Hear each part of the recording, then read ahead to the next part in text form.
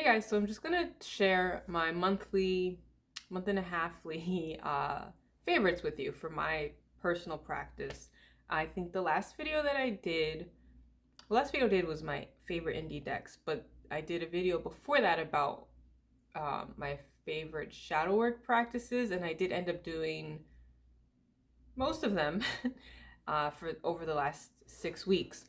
Um, so I'm just gonna go over like the highlights of my practice this past season. The first thing I did that was brand new to me was for a client. I did a video recorded reading, which usually I'm more a writer. Like I lots of things come to me through writing. Speaking, not so much. But I sort of just combined the two, and it saved a lot of time. And I think maybe it also made it a little more personal. So, I mean, they loved it. So it was, that was a nice change of pace. And then what else did I do? As far as the shadow work, I did do some sort of dream interpretation. There's like a recurring theme I have. There's many recurring themes I have in my dreams. And I looked at one of them.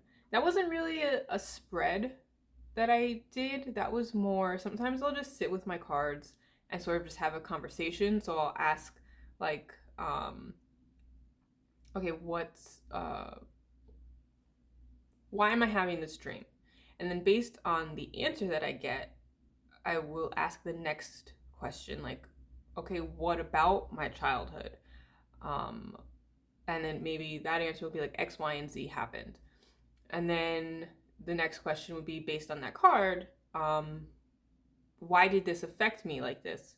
You just keep asking why. You're like, it's like a little 2-year old, 3-year old kid's spread.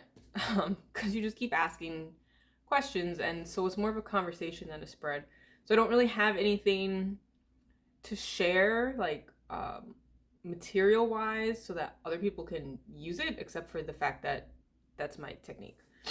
Um, I also I worked with an astrology deck for this part, and I looked. This was the first thing I did for shadow season.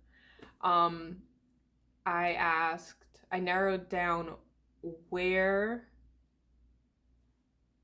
where the darkest shadow was being cast in terms of astrological house.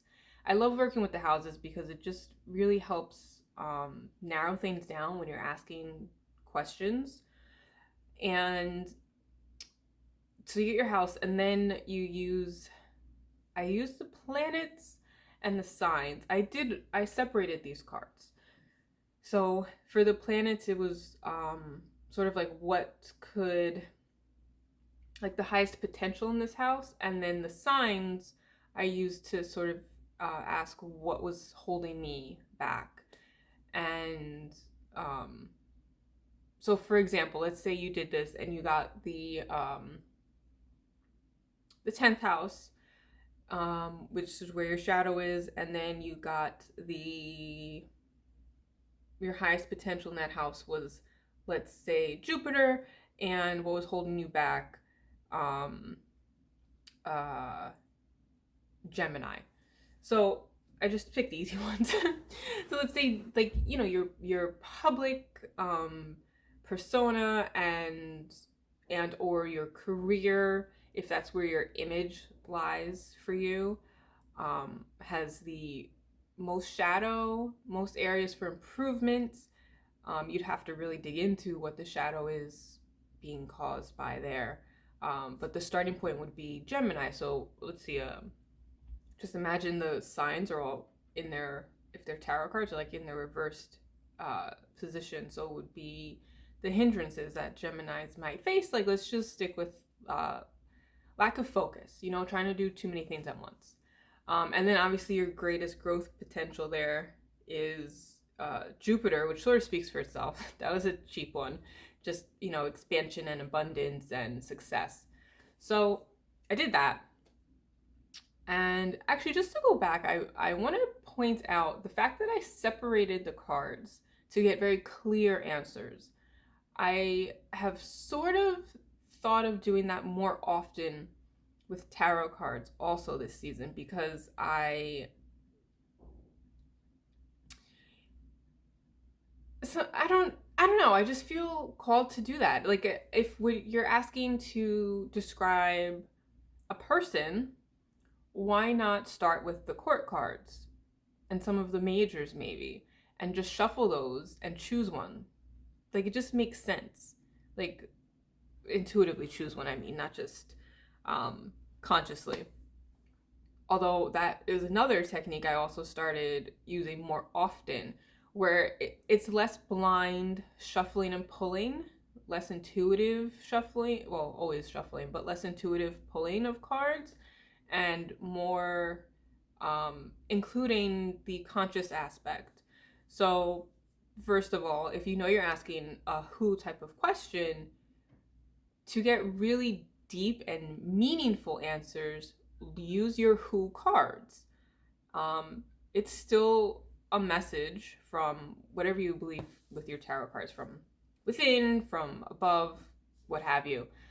It's just that you've narrowed down the focus so you can really understand the message better. So instead of randomly getting, like, if you're trying to ask about this, let's say this new person that you're dating, and you pull the Six of Swords, which could mean so many things in that situation, you just take out the court cards and maybe, like the archetypes from the major arcana. And now you'll probably pull something that will help you better understand a personality, because it's not a situational card. Do things to help you. Don't make it difficult for yourself. Like, that's not what the cards are for. And then going back to the consciously drawing cards, this pulls me into the third major thing that I really did this past season in my practice, which I enjoyed doing. It was uncomfortable. I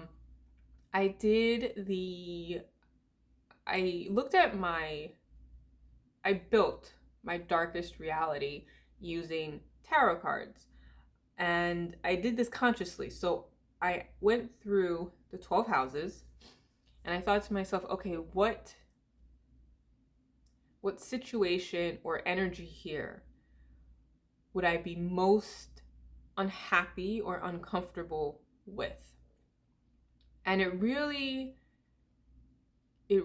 sort of makes you think about the cards from a different angle. So, for example, let me see.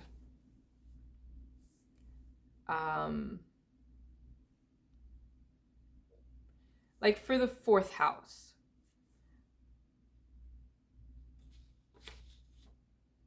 I kind of chose an easy one, I suppose. Like, for the fourth house, I purposely pulled the Five of Pentacles because I was looking for that, not so much loss of house, right? But more so that feeling unwelcome in your own home. And it just makes you, because of the house, consciously choosing the card still forces you to look at it as deeply as if you hadn't consciously chosen it and it was just being shoved in your face, right? Because you have to sort of analyze it within the context of the house. Another example, let me see. I wrote down a bunch of things here because I was just getting so much from doing this exercise. I even have houses with like multiple cards, but I try to stick with just one for the second part here.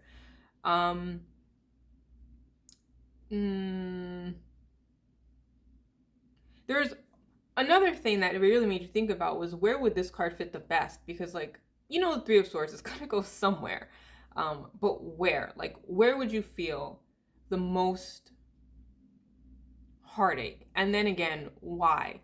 I actually put the Three of Swords in my 12th house, but I was looking more at every house has multiple things that it focuses on, so you also have to sit and decide for yourself which part of that house touches on a touchy subject for you. And looking at the 12th house as sort of the spiritual house, I chose the Three of Swords because to me, I'm not going to go too deep into all of this, um, but feeling sort of betrayed by your own faith is a situation that I think would cast the darkest shadow in that house for me. And um, of course, for someone else, the Three of Swords might best fit in the 7th house or the 3rd house, something like that. So, consciously choosing cards is another way of really thinking about the meaning in a different way and how you can use the energy of that card versus it just being presented to you. It's just another way to use this incredible tool. The second part of that exercise, building your darkest reality, is to now use another deck. So you leave those 12 cards that you consciously chose and you use another deck to pull intuitively, blindly, if you will, the card that actually best represents your current reality in that house. And then comparing the two cards. How close are you to basically your worst nightmare? Or how far are you? Or do you have the Three of Swords in one house, but you're more afraid of it being in this house? And then why are you okay with it sitting in your 7th house as opposed to your 12th house, for example? That wasn't the case for me. But yeah, it was just a really interesting exercise. It kind of reminds me of this spread. Yeah, it was a spread where you consciously choose cards, and I'm sorry, I really don't remember where I saw this, but it was on the internet. You consciously choose a card to represent like how you think others see you, how you see yourself, and how you want to be seen. And then from another deck would be ideal. You pull cards for the same thing, like how others actually see you, how you are, and I think maybe how you're meant to be. I might have changed that one. I might have changed it to how you're meant to be because it just made the most sense to me. I don't remember the original position position. But yeah, just another example of how to use cards more consciously and then compare it to your own subconscious mind. I think adding that other layer is always really interesting. It's hard. I would love to be able to do shadow work for other people, but that really defeats the purpose. And if you came up with a good spread, it would be difficult to really dive that deeply because it's always subject to what they're willing to admit to. I mean, imagine, how hard it is when we do the work for ourselves and now you're going to somebody else to do it. Half of it's going to just be limited based on what you're comfortable speaking out loud to someone, if you can't even think about it in your own mind. But anyway, those were the practices that I spent the most time with.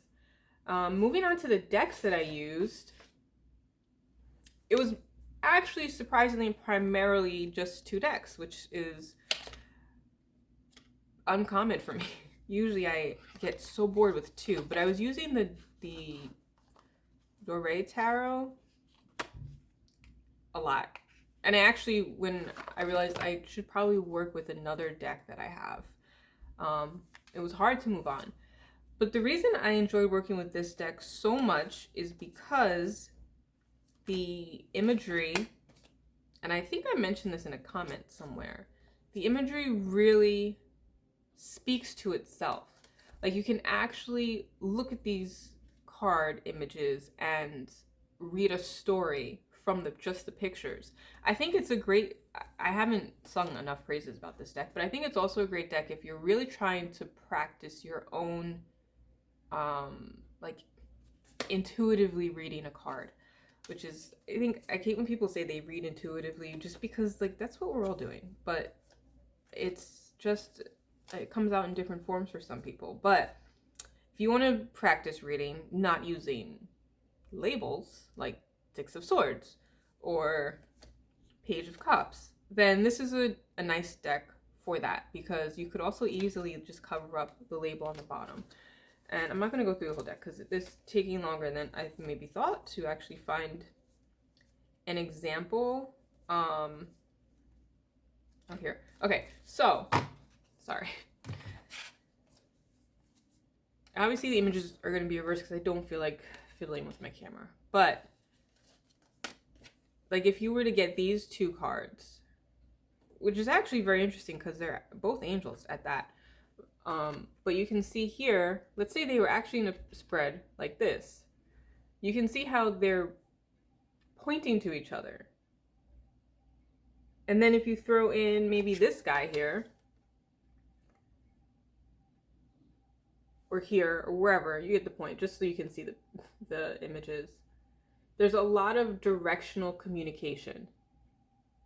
So if you're one of those people who enjoys reading that way, like where is the page looking, things like that. Not everyone really does that, I've noticed, but if you do enjoy doing that, this is again the Doré Tarot, great deck for that. More so, I would say, than the Rider-Waite-Smith. Yeah, I said it.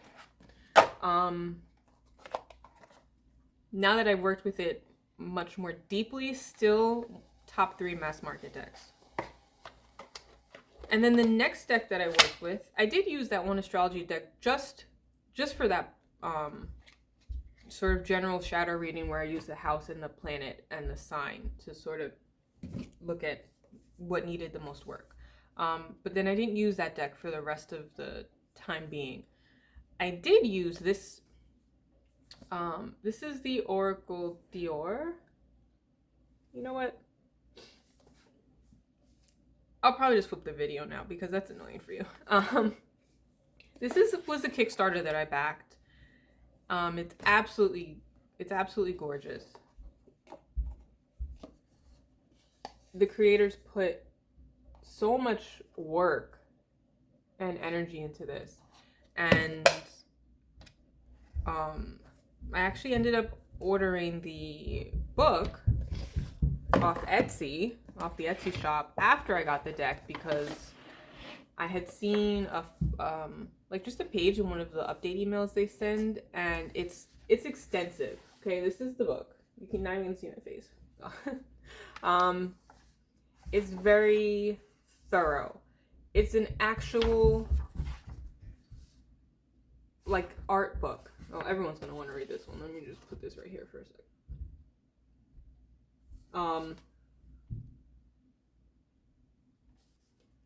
Yeah, but it actually analyzes the artwork within the context of the card, and also historically, and the intended context of the artist, as much as an art historian can assume those facts. And so yeah, the book is great. The cards are beautiful. I'm actually thinking now that I've done a flip through video that I maybe then just never posted. So maybe if I actually did that and didn't just delete it weeks later because I was like, oh, this is super unnecessary, then I will share that. I like this because it has unique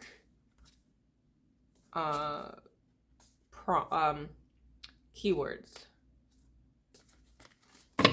Like this one.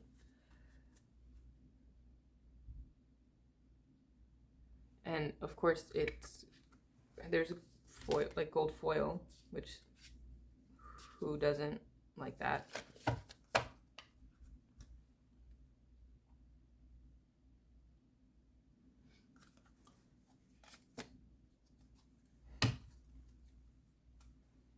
So if you're tired of the same old keywords in every fucking Oracle deck, maybe get this one. Here's, actually I shouldn't say that. I'm not sure you still can, but they do have an Etsy shop, which is where I got the book. Uh, I'll link their shop below if I remember. So yeah, it's different, which is hard to find nowadays. You have Ophelia.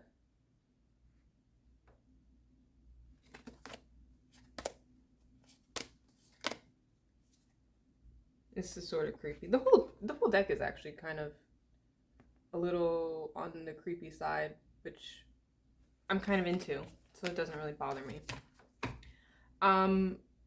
Yeah, I wouldn't really say I worked. I would pull a card in the middle of a reading from this deck a few times, but mostly what I did was just sit with the images and sort of journal on their impression on me. Journal on their impression on me. Yeah, something like that. You guys know what I mean. The deck itself does come with a little white book, but it's not as, obviously does not have as much detail as the Kickstarter book. So I worked with that deck, and I worked with the Dior Oracle and the Doré Tarot. That was really confusing for me when I kept writing it down all the time. And then the last thing I did, because this is leading into different decks now, which are what I'm working with currently. But to sort of ring in the new season, I modded my Urban Tarot deck because it was ridiculously, like, I have fairly large hands. I don't know, I guess maybe they're average, I'm not sure. But I can comfortably overhand shuffle Oracle decks, no problem. And decks that are slightly larger than Oracle decks.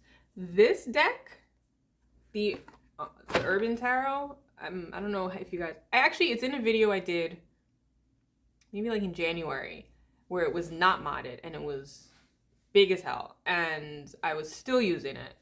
And I went to sit down with it and I was like, I can't do this anymore. This is ridiculous. My hands hurt trying to work with this deck. And that's such an unpleasant energy. So I cut off an eighth of an inch on the top, an eighth of an inch on the bottom. So it's a quarter inch smaller now, lengthwise, and it's perfect. I also then bought those little things that round edges. It was like $8 on Amazon. Yes, I bought something off Amazon. And it's like working with a whole new deck. I love it. Again, more. And it is just so easy to get jumpers now, and just to hold, and oops. It's just great. What was this? Oh, the Fool and the Five of Swords. Talk about that later. So yes, that was how I spent the past Halloween, November, the first week of, well, no, I started moving on the first week of December. Right now, I'm working with the Urban Tarot and I'm not going to say this correctly, but the Frank Tarot? Ferenc. I should really Google these things beforehand. I believe it's a Hungarian artist who did create Major Arcana cards, and then the deck creator, the house, I think it's Lo Scarabeo, but they went through the artwork and for the minors and such, and it's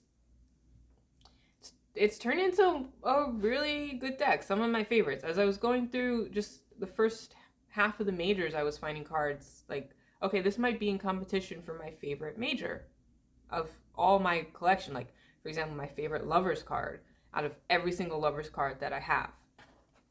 So, I don't know. I might have to redo favorite mass market decks the end of next year. But I have a feeling that I probably won't. So anyway, that's how I spent this season, last season, and that's what I'm going to be doing this season. Later this month, I'm gonna be doing my favorite, like a Franken deck almost, where I just do my favorite card from, wait, like my favorite Fool card from all my decks, my favorite Magician card from all my decks. I've been wanting to do that for a really long time, except I just kept getting decks because I didn't feel it wasn't right yet. My collection wasn't right yet. And so it kept changing. But I've been doing that for like the past year and a half and just editing the list. So I'm probably going to do that later this year because I will have worked with most of all of my decks very in depth. I spent a long time with each one of them, so it takes me some time. And I do have to do my favorite indie Oracle decks. That one's gonna be hard, but I might push that off a little bit. So you'll see me sooner than you have been seeing me. I have to decide what I'm gonna do, which idea I'm gonna do next, but you'll see me very soon.